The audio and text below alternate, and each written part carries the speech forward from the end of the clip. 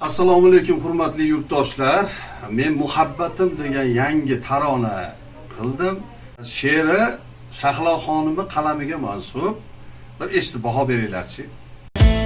Hicronni do'st etib sayladim, qaz qildi ko'rsatmay oqibat. Qorong'u zindonga aylandim, meni giryon qildi muhabbat. Ayladi, oyladi muhabbat, azoblar joyladi muhabbat.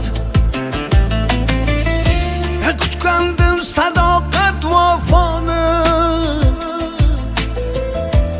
olganim dard to'la uqubat. Yor bildi dutoru navoni, yuragimni qon qildi muhabbat.